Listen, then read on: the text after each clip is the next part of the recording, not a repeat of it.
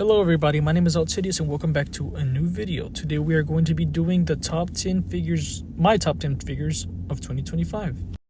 It is, just very true that this year we had some exceptional figures. Some were amazing, some lacked, in that category, but, do you still think that there were some really good picks this year? And right here, as I'm showing, this is going to be an honorable mention, the SH Figuarts, Daima, Goku, and Vegeta. Now listen, it's not that I don't like these guys.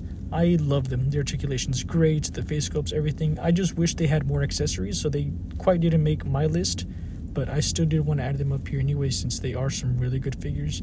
But I just really wish that, they would give them blast effects or something. Next honorable mention is going to be the SH Figuarts Ochako Uraraka. I hope I said that right. But the reason she's here is because, she's quite amazing. I like the sculpt on her, the accessories she comes with and whatnot.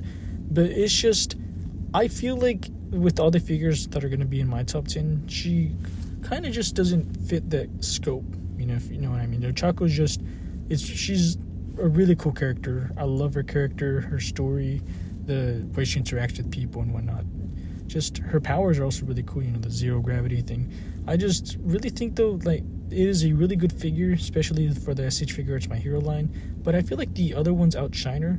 Well, except that Todoroki, that Todoroki had its issues and whatnot, but we're not going to talk about him.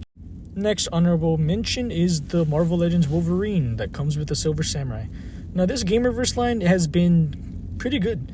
All of these figures, some of them I know are reissued or same body mode, but this guy's completely new from scratch. And you can tell with that leg and abdomen articulation, oh man, this guy just blew me away. This is probably the best Wolverine figure I own, and I own like 3 or 4 of them, but this guy really took it out, just amazed me. I do think I would have liked an extra head sculpt. It's the reason that he may not be up there, but the main reason he's not in the top 10 for me is that he's stuck behind the 2-pack, with Silver Samurai. And Silver Samurai isn't bad, but I just think that it's not a really good figure either, Next on your honorable mentions, this might be a little controversial, but I think the Deadpool deserves an honorable mention. The Maximum series was, to say the least, a bit of a, flop, or I guess, underwhelming kind of announcement with the figures coming out, with some of them being, the price is just too high for the stuff they come with, the articulation, accessories and whatnot. But I feel like this Deadpool was, for its price and what it comes with, I think it's really good. I do think the articulation could have used a little more work, but I do love the accessories that come with. Dupe, from not many people know him, it's just really funny to have, and he can hold guns and stuff, if you get it right in there, and just looks so cool next to Deadpool. And I do love that unmasked head and the accessories with the firing effects. I really think that kicks it up a notch. The price, I don't know though, but what do you guys think? Starting off with the top 10 is going to be the Gamerverse Venom. Now, I haven't seen anyone add this guy to their top 10 yet, but I do want him on mine. This guy was an absolute beast. Just the way they managed to get him that articulation that makes him feel like a 1/12th figure, I can't believe this guy has better articulation than, the other Marvel Legends Venoms that have been released.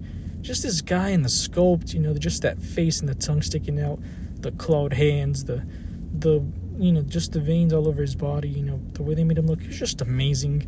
And he just feels so tanky, but also just feels really, really nice to pose around with the other figures. But I do think this guy was great. At number 9, it's the SH Figuarts Bakugo, and I know some people are going to be talking about this one because this one was a little underwhelming for people. So I've heard people saying that they hated the face sculpt, they hated the articulation, they didn't think it was as good, and the accessories he lacked of. And I do think the accessories were lacked a little. But the reason I have him so high is because the issue I've been having with mine is just it's a little bit hard to interchange the pieces with. But other than that, not much other to say about him, but he just poses so damn good. Moving on to the Hatsune Miku from Blockies. This one might come as a surprise to some of you, but Blockies has been killing it this year, especially with this figure. Now, this figure I gifted to my girlfriend. She loved it, and she just loves playing around with it and whatnot. It's just one of the coolest things she's ever seen, and I've seen too. I got around to playing with her, and she's just so fun to pose. The accessories, building her. Everything was so fun. I really think Blockies is killing it this year. They just kind of came out of nowhere and just took over the marketing one. But this guy, this girl, she's amazing, and I really think she's worth the pickup and put her on your shelf. Now, I know this guy's gonna have a lot of people debating, but I do love the Maximum Series Spider-Man. I couldn't help myself. I know that price for this figure just doesn't justify it, but I really think that it just won me over, man. The articulation and the accessories. I love the little unmasked hands, the unmasked head. I love the Spidey sense effect that you can put on his head. Sometimes he doesn't feel like a Marvel Legends, and I love the sculpt. I love the colors. I couldn't help myself, and just putting it, I feel like here at number 6 is just, right. At number 5 are the SH Figuarts Jonathan and Joseph Joestar. I know that some people do not like the articulation, their sculpt. They prefer the Super Action statue, but I just think they're amazing. I think that SH Figuarts killed it with these guys and their proportions. The faces I've gotten used to. I love the accessories Jonathan comes with. He's just so fun to pose around. I wish Joseph had more accessories. He just lacks in it. He has his own clackers and the scarf, but I feel like he should have come with more. And but I just love how they came out. They're just so fun to play with, so fun to pose around. Hence why I think they would be a good top 5, but not quite there.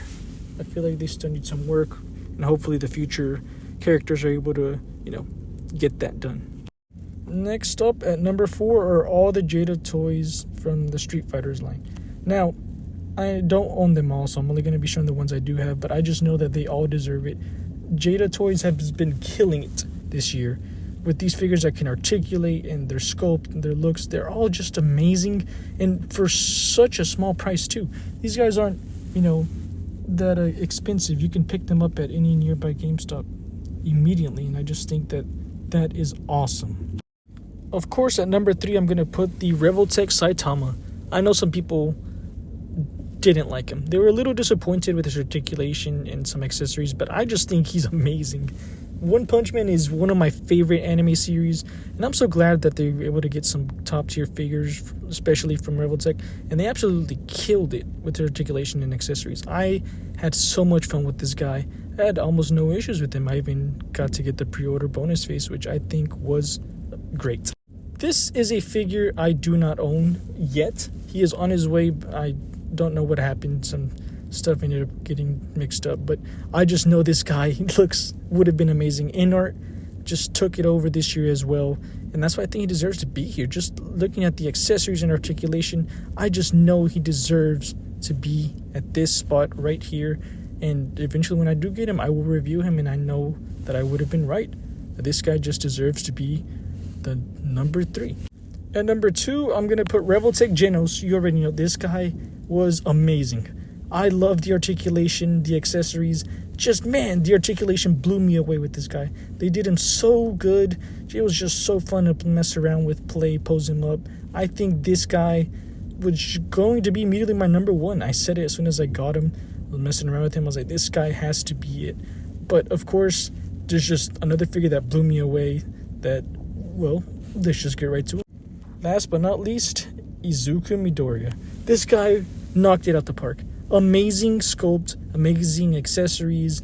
I love the expansion pack, it just adds even more. Everything about this guy's great. I had so much fun posing him. He came out late last year, but I know he deserves the time to shine right here this year, since most people got him that time anyway. And just this guy was so good. And of course, that's going to do it for this review. If you made it to the end, please consider liking and subscribing. Let me know your thoughts. Do you agree with some of my stuff? Do you not? Just let me know down below. And everyone, please have a happy new year. And I will guys see you in the next video. Thank you.